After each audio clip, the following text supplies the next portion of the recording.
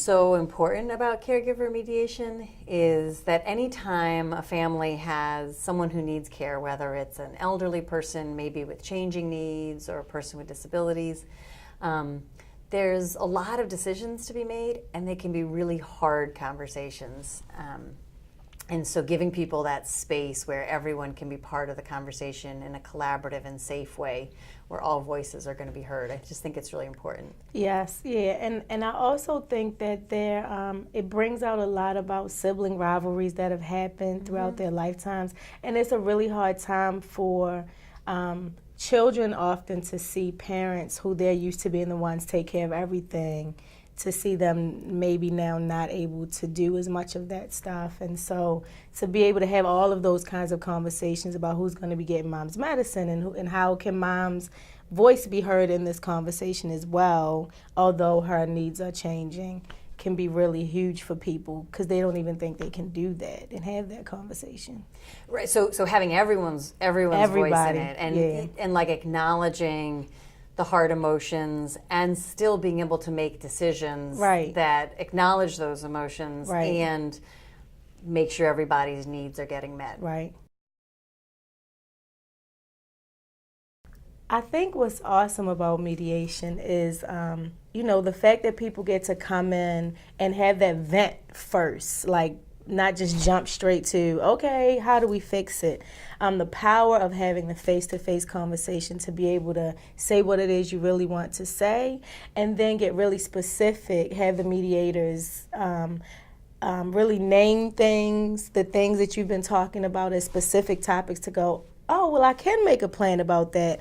It gives the hope, manageable, right? And you get that hope that all of the stuff we've been venting about are these 4 things that we can make plans about. And then to get all the ideas about what could fix those things and that meets everybody's needs, I think it's really powerful, and you can feel the shift that people make in it. And I think why it's so powerful is it's the one space where you have people who are there to help, but the way they're helping is by listening deeply to everybody without taking sides, without giving advice, without making decisions for people. Because I think there is a role for experts, and I think families definitely want to gather information from experts.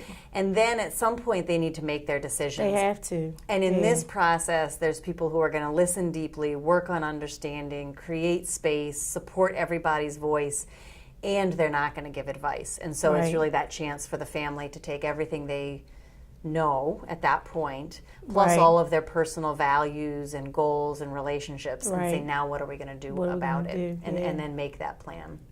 And the mediators are really going to support everybody's voice to be heard in that process. Somebody asked me recently, well, then how does it work? Like, how could that work if they're not giving advice? And I said, well, generally, I don't know about you, but when I'm having conflict with people, neither one of us are only working on understanding. And so the fact that mediators are there and that's the main thing they're doing is working on understanding, you don't feel judged in this space, and it's amazing the things you can come to on your own when you're not only trying to defend what it is you think.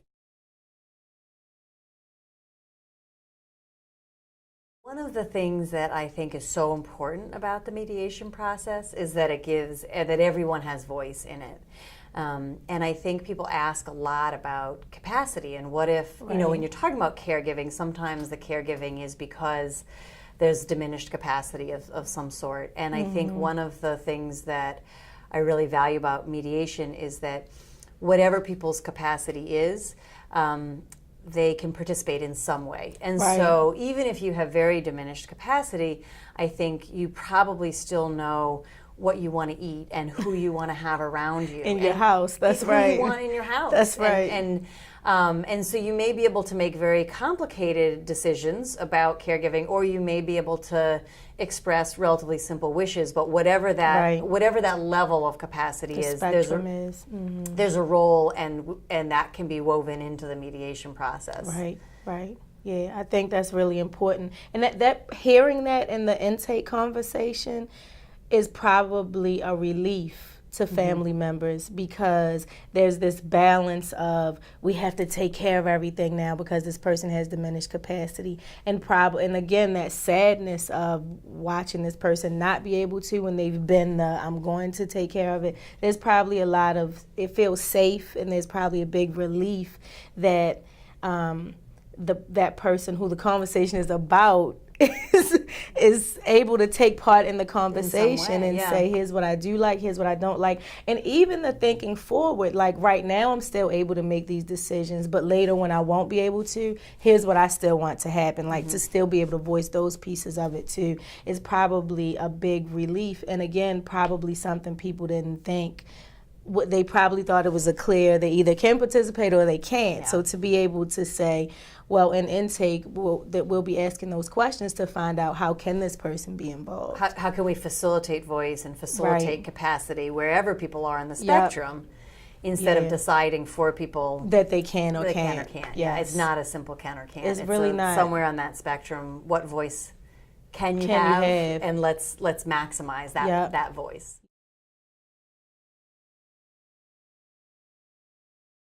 In my own conflicts, it can be really hard, even with all of the wonderful skills I'm teaching people all the time.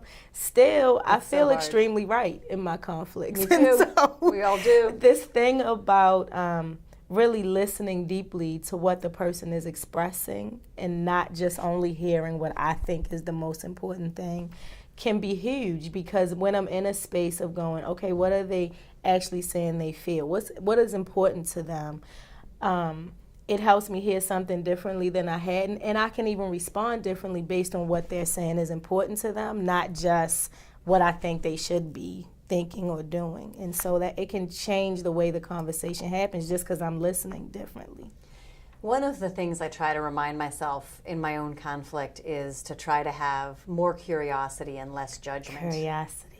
And again, could I just listen with curiosity? And it's hard sometimes because I'm coming in with a lot of judgment, especially with our own families.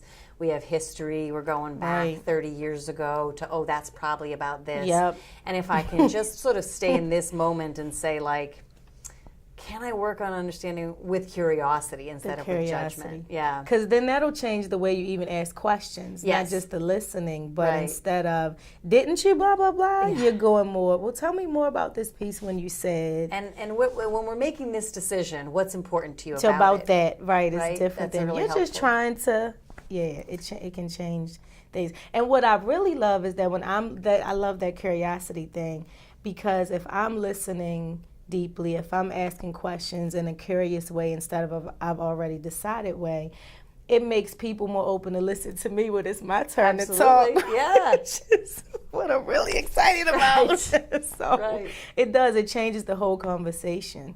Absolutely. And and the other thing I like to say to folks, and I know this is true for both of us, is that we have been doing this work for, I don't know, combined close to 40 years, I think, is between the two of us. And we look good for for 15.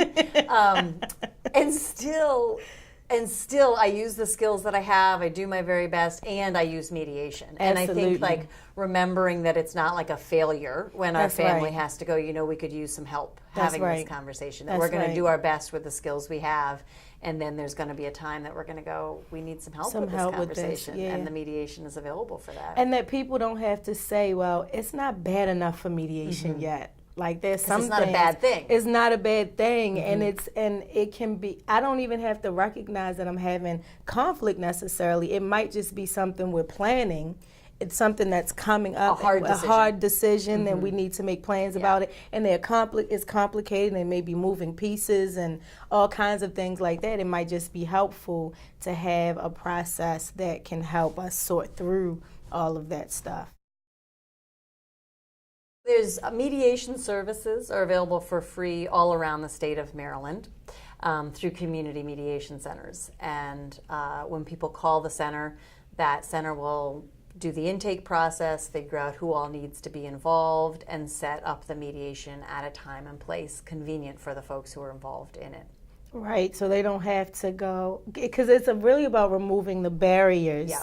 that people would say, oh, I have to work. Really? Because we mediate evenings and weekends. But what about, I don't have transportation? Oh, we're going to find a location close to where you are. Yeah. And in terms of locations too, if sometimes if folks can't physically move out of a nursing care facility, we usually don't do it in someone's home because of neutrality, but if for physical reasons people need to be in their home or a nursing care facility or a hospital, we can do the mediation there as well. Right, because then the mediation center is still working really hard to find a neutral space in that building, you know, so a conference room that we can keep confidential so people don't hear what's going on outside of that room and that sort of thing.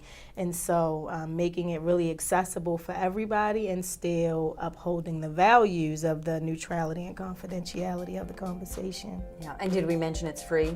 Freeness. Free, no cost, Free. no financial cost.